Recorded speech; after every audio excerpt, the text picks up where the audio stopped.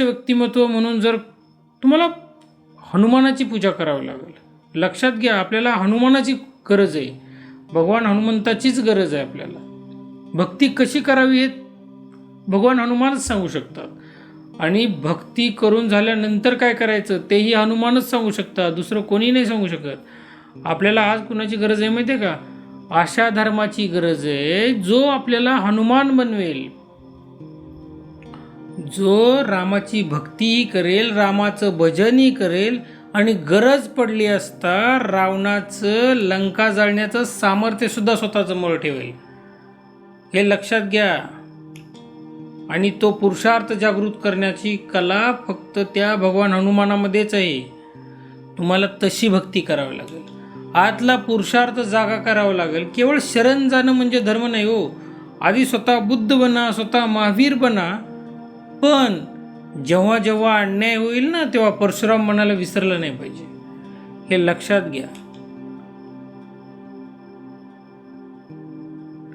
संतांनी संसार सोडलाय, ते तुमचा संसार सुखी करायसाठी आलेले नाही आहेत.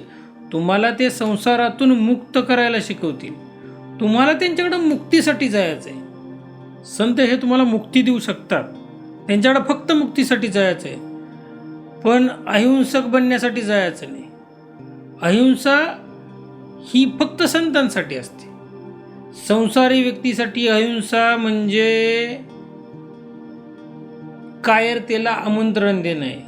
ज्या वेळेस संसारी व्यक्ती अहिंसेचं पालन करेल त्या वेळेस त्याचा विनाशच झाला आहे.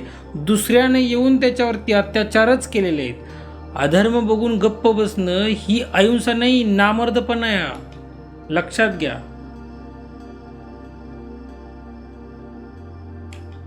तुमच्या घरातील व्यक्तींच्यावर अत्याचार होतो, त्यांना मारलं जातं आणि तुम्ही अहिंसेच्या गोष्टी करता. कसं काय जमेल? असं नाही जमत. तिथे अहिंसेची गरज नाही. तो अधर्म बघून तुम्ही जर गप्प बसत असाल तर ते पुरुषार्थ नाही आहे तुमच्यात. तुम्हाला पुरुषार्थ दाखवावा लागेल.